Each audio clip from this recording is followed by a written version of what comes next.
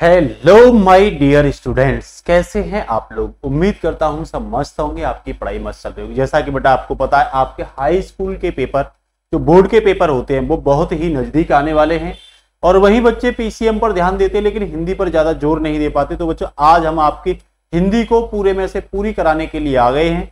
कुछ ही दिन में आपका पूरा सिलेबस करा देंगे, तो आप मन लगा के करना।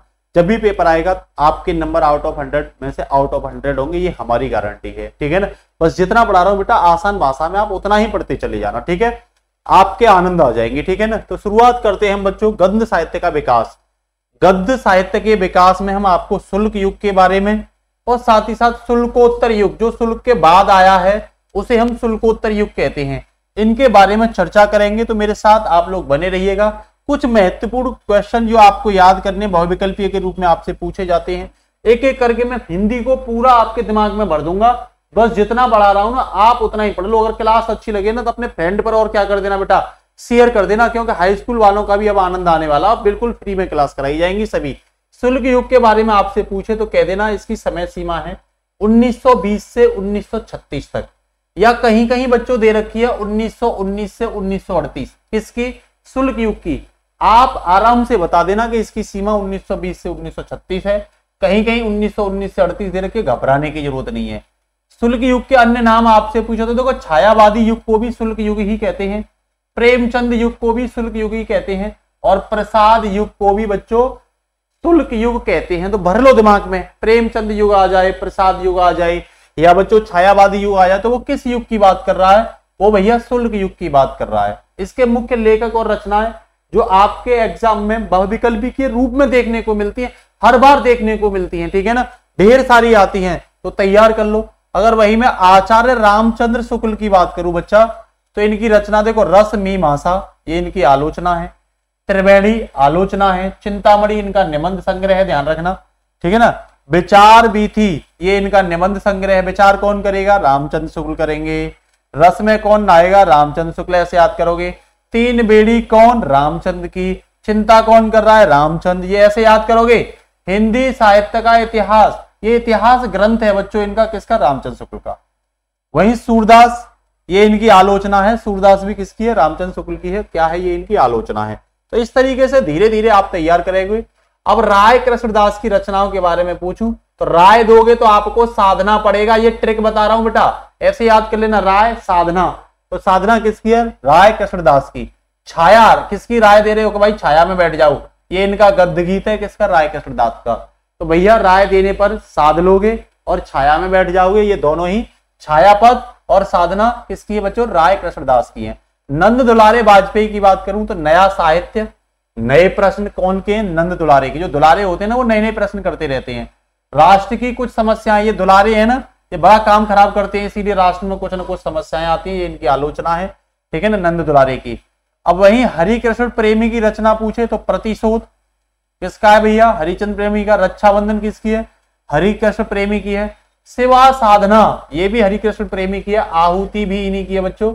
स्वप्न भंग भी इन्हीं की है और पाताल विजय भी इन्हीं की है। ध्यान रखना, पाताल विजय इनका नाटक है जो कई बार एग्जाम में पूछा जाता है। जिसमें मैं गोला लगा दूं ना, आप उसे तो जरूर ही तैयार कर लेना। जिसमें मैं गोला लगा दूं भैया जरूर तैयार कर लेना। ठीक है ना, ये तो इंपोर्टेंट ही इंपोर्टेंट है। अब कह रहा वृंदावन लाल वर्मा की पूछे तो इनकी मृगनयनी इंपोर्टेंट उपन्यास है। विराट की पद्मिनी ये भी उपन्यास है, किसका? वृंदावन लाल वर्मा का।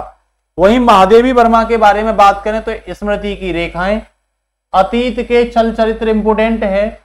ठीक है, पथ के साथी ये भी संस्मरण है इनका, इंपोर्टेंट है। ठीक है ना, और अतीत के चल चरित्र इनका रेखा चित्र है, ध्यान रखना बच्चों। ठीक है ना। राजकुमार वर्मा की बात करूं तो दीपदान किसकी है भैया? इनकी एकांकी है, रामकुमार वर्मा की। रश्मि ताई ये भी एकांकी है, रामकुमार वर्मा की। ठीक है ना। शुल्क युग की मैं कुछ पत्रिकाओं की बात कर रहा हूं, जैसे नागरी प्रचारणी पत्रिका, ये बच्चों श्याम सुंदर दास की है। बच्चों किसकी है? श्याम सुंदर दास की है। वहीं हंस की बात करूं तो ये प्रेमचंद की है। साहित्य संदेश किसकी है भैया? गुलाब राय की है। करमवीर किसकी पत्रिका है? माखनलाल चतुर्वेदी की। कौन सी है बच्चों? करमवीर। दिमाग में रट लो, यहीं की यहीं तैयार हो जानी चाहिए आपके लिए। ठीक है। वहीं शुल्क युग के कुछ प्रसिद्ध निबंधकारों की बात करूं, या शुल्क युग के कुछ प्रसिद्ध निबंधकार कौन है जो निबंध लिखते थे? तो वियोग हरि, शांत प्रिय द्विवेदी, ये जो मैं गोला लगा रहा हूं वो पूछा जाएगा। बाबू गुलाब राय, चतुर्सेन शास्त्री, पद्मलाल पुन्नालाल बख्शी, याद रखना जो गोला लगा रहा हूं इंपोर्टेंट है। सूर्यकांत त्रिपाठी निराला, 3 याद कर लेना भैया। श्याम राम शरण, शिव पूजन सहाय, हरबाबू उपाध्याय, राहुल सांकेतान्य और जयशंकर प्रसाद, ये 5 को याद कर लेना। शुल्क युग के निबंधकार हैं, इन पे ही बार बार पूछा जाता है। वही शुल्क युग के बच्चों नाटककार की बात करूं तो चतुर्सेन शास्त्री, हरकृष्ण प्रेमी, इसे याद कर लेना। उदय शंकर भट्ट, राम वृक्ष बैनपुरी इंपोर्टेंट है। मुंशी प्रेमचंद इंपोर्टेंट है। सुदर्शन पांडे, बेचन शर्मा उग्र, रामदास गौड़, अयोध्या सिंह उपाध्याय, ये भी इंपोर्टेंट है। ठीक है, राम नरेश त्रिपाठी और गोविंद दास, मैथिली शरणगुप्त, ये भी इंपोर्टेंट है, नाटककार हैं। ठीक है, ये नाटक इन्होंने क्या लिखा था बच्चों, इन्होंने नाटक लिखे हैं बच्चों। क्या लिखे हैं, नाटक। ठीक है, ऊपर वालों ने क्या लिखे हैं, निबंध लिखे हैं बच्चों। ऊपर वालों ने क्या लिखे हैं, याद रखना, निबंध लिखे हैं ऊपर वालों ने। ठीक है, अब आगे वही मैं बात करूं बच्चों, शुल्क युग के जो प्रमुख एकांकी कारक हैं वो कौन है, तो लक्ष्मी नारायण को याद रखना आप लोग, राम कुमार वर्मा को याद रखना और उपेंद्र नाथ अयस्क को याद रखना। इन 3 को याद रखना और किसी को याद करने की आपको आवश्यकता नहीं है बच्चों। ठीक है, शुल्क युग के आलोचकों की बात करूं तो भैया आचार्य रामचंद्र शुक्ल का नाम सबसे पहले आता है बच्चों। आचार्य रामचंद्र शुक्ल का नाम सबसे पहले। ठीक है, हजारी प्रसाद द्विवेदी का नाम भी आता है, इसे भी याद रखना आप। ठीक है, राम विलास शर्मा का भी नाम बच्चों आप याद रखना, ये आलोचक हैं शुल्क युग के। वहीं आपसे बच्चों पूछे इतिहास लेखन के लिए कौन कौन जाने जाते हैं, तो सबसे बढ़िया नाम किसका है भैया, सबसे बढ़िया नाम डॉक्टर राम कुमार वर्मा का है, भैया मोहन अवस्थी का। ये 2 नाम आप जरूर याद रख लेना। अब बात करते हैं बेटा शुल्कोत्तर युग। तो शुल्कोत्तर युग को बच्चों कौन सा युग कहते हैं, प्रगतिवादी युग भी कहते हैं। कौन सा, प्रगतिवादी युग भी शुल्कोत्तर को कहते हैं। इसकी समय सीमा आपसे पूछे तो 1936 से 1950 का जो समय है बच्चों वो शुल्कोत्तर युग का। वैसे ही 1920 से 1936 किसका, शुल्क युग का। उसके जस्ट बाद कौन सा है, शुल्कोत्तर युग। या किताबों में 38 से लेकर के 1947 तक भी आपको दे रखा होगा, उसमें घबराने की जरूरत नहीं है। शुल्कोत्तर युग के अन्य नाम पूछे तो छायावादोत्तर युग, प्रेमचंद्रोत्तर युग, प्रसादोत्तर युग और प्रगतिवादी युग, ये इसी का नाम है, शुल्कोत्तर युग का ही नाम है बच्चों, याद रखना आप लोग। ठीक है, शुल्कोत्तर युग के अन्य नाम पूछे तो ये मैंने आपको बताई दिए हैं। ठीक है ना, यहां मुख्य लेखक और रचनाओं की बात करें तो हजारी प्रसाद द्विवेदी किस वर्ष किस समय आए, शुल्कोत्तर युग में आए थे, याद रखना। इनकी रचना है अशोक के फूल, मोस्ट इंपोर्टेंट है, ये निबंध संग्रह है इनका। बाण भट्ट की आत्मकथा मोस्ट इंपोर्टेंट। पुनर्वा, अनाम दास, ये देखो अनाम दास का पोथा बहुत इंपोर्टेंट है, ये चारों याद कर लेना आप लोग। हजारी प्रसाद द्विवेदी की चारों जो रचनाएं हैं ये बेहद इंपोर्टेंट है बच्चों। ठीक है ना, रामधारी सिंह दिनकर की बात करूं तो संस्कृत के 4 अध्याय बहुत इंपोर्टेंट है।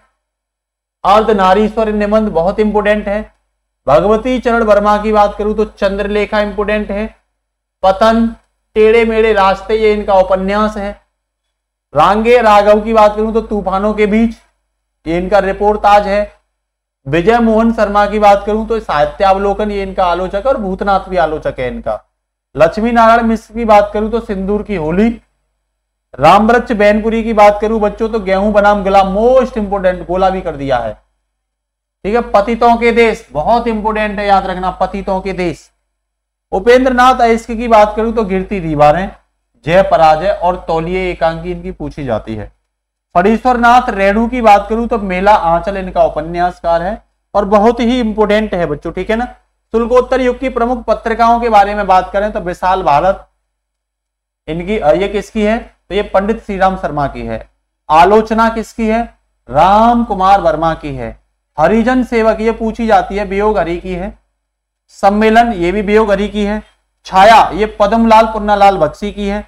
हिंदी नवजीवन की बात करें बच्चों तो हरिबाबू उपाध्याय की है। किसकी है, हरिबाबू उपाध्याय की है, याद रखना। चांद किसकी है बच्चों, महादेवी वर्मा की है। किसकी, महादेवी वर्मा की है चांद। ठीक है, वहीं शुल्कोत्तर युग के लेखकों की बात करूं मैं तो देखो ये सब उसी के, हजारी प्रसाद द्विवेदी याद रखना, रामधारी सिंह दिनकर को याद रखना, यशपाल को याद रखना, उपेंद्र नाथ अयस्क, ठीक है, और भगवती चरण शर्मा को याद रखना, अयज्ञ को भी याद रखना। ठीक है ना, रामवृक्ष बैनपुरी भी शुल्कोत्तर युग के ही है। ठीक है, वासुदेव शरण अग्रवाल, ये भी पूछे जाते हैं, इंपोर्टेंट है, याद रखना। भगवती शरण उपाध्याय भी इंपोर्टेंट है। ठीक है ना, हरिशंकर परसाई, फणीश्वर नाथ रेणु, कुबेरनाथ राय, धर्मवीर भारती, ठेले पे हिमालय इन्हीं की है, ठीक है। शिव प्रसाद सिंह, डॉक्टर रामविलास शर्मा, शिवदान सिंह चौहान, प्रकाश चंद्र गुप्त, ये सब कहाँ है भैया, शुल्कोत्तर युग के लेखक हैं, कुछ ना कुछ लिखा है। निबंधकार कौन है शुल्कोत्तर युग के, तो हजारी प्रसाद द्विवेदी, बहुत ही इंपोर्टेंट है, ध्यान रखना, बहुत पूछा जाता है, मैं पढ़ाऊंगा आपको इनके बारे में। यात्रा संबंधी निबंधों में बात करें तो हम राहुल साकेतान बहुत प्रमुख हैं, इन्हीं को याद रख लेना, धर्मवीर भारती को याद रख लेना और अय्यज्ञ को, ये तीन तो आपको याद रहने चाहिए। शुल्कोत्तर युग के कहानीकार के बारे में बात करूं तो भैया अय्यज्ञ और जैनेन्द्र कुमार, ये दोनों ही याद रख लेना, दोनों ही आपके लिए इंपोर्टेंट हैं, पूछे जाते हैं, ठीक है ना। शुल्कोत्तर युग के उपन्यासकार के बारे में बात करें तो भैया यशपाल का नाम, राहुल साकेतान का नाम, ये दोनों ही नाम अपने आप में इंपोर्टेंट है। नागार्जुन अपने आप में इंपोर्टेंट है, ठीक है। उपेंद्र नाथ अयस्क और धर्मवीर और ये फणीश्वर नाथ, ये सब क्या है, इंपोर्टेंट है इस समय के। तो ये शुल्कोत्तर युग के नाटककार कौन है, तो बहुत ज्यादा पूछे जाते हैं, रामवृक्ष बैनपुरी, धर्मवीर भारती, ये तीन नाम याद रखना, और डॉक्टर राम कुमार, ठीक है ना, ये जरूर याद रखना। शुल्कोत्तर युग के रेखा चित्र और संस्मरण, ये रेखा चित्र और संस्मरण को कौन लिखता है, कौन फेमस थे रेखा चित्र और संस्मरण, ये सब लेख हैं बच्चों। निबंध अलग तरीके से लिखे जाते हैं, चल चरित्र अलग तरीके से लिखे जाते हैं, संस्मरण अलग तरीके से लिखे जाते हैं, रेखा चित्र अलग तरीके से लिखे जाते हैं, जीवनी अलग तरीके से लिखी जाती है, आत्मकथाएं अलग तरीके से, सब बताऊंगा मैं आपको आगे धीरे धीरे, ठीक है। तो भैया यहाँ पदम सिंह शर्मा का नाम याद रखना, रामवृक्ष बैनपुरी का, और महादेवी वर्मा भी भैया बहुत इंपोर्टेंट है। जीवनी और आत्मकथा के लेखक की बात करूं तो अमृत राय की कलम का सिपाही बहुत इंपोर्टेंट है, याद रखना।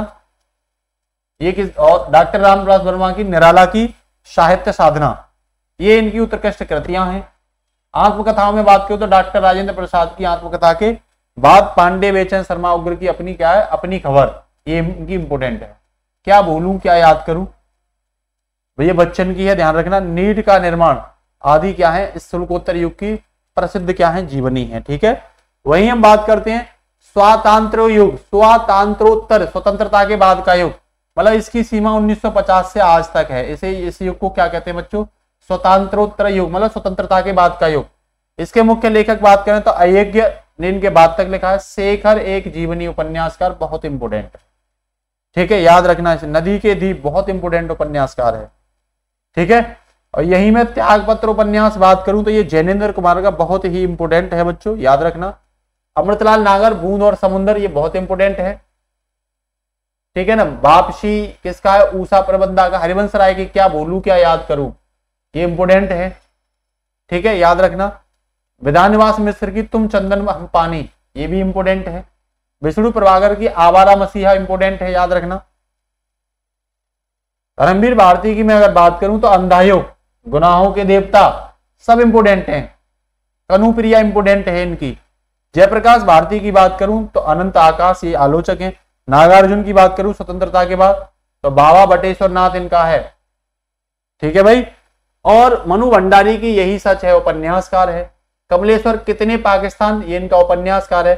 भीम साहनी का तमस उपन्यासकार है। चीप की दावत इनकी कहानी है।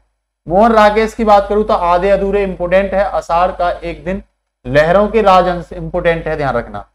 लाठी किसकी है भैया, शिवानी की है, शिवानी ने लिखा है लाठी को। अपराजिता, लाठी तो 12th क्लास में भी पढ़ाई जाती है, लाठी 12th क्लास में पढ़ाई जाती है। डॉक्टर नगेंद्र की बात करूं तो रस सिद्धांत किसके हैं, डॉक्टर नगेंद्र के। तो ये कुछ इंपोर्टेंट तथ्य हैं जो ऑब्जेक्टिव के रूप में बच्चों आपसे पूछे जाते हैं, भूलना नहीं है। बार बार क्लास करोगे ना दिमाग पर फंस जाएंगे, और भैया स्कोर हिंदी का अपने आप बूस्ट हो जाएगा। सब बच्चे पढ़ते हैं लेकिन हिंदी पर ध्यान कम देते हैं, इसीलिए उनका स्कोर कम रह जाता है और ऑल ओवर परसेंट कम रह जाती है। जो बच्चे 90 से ऊपर हिंदी में जाते हैं तो उनकी परसेंट बूस्ट कर जाती है, और हम आपको 95 से ऊपर दिलाएंगे। बस आप भरोसे के साथ पढ़ते रहिए बच्चा। आज के लिए इतना ही, नमस्कार, जय Hind, good night, take care, Bharat माता की जय। क्लास अच्छी लगती है अपने फ्रेंड्स पर जरूर शेयर करना बच्चों, ठीक है। थैंक यू बच्चों।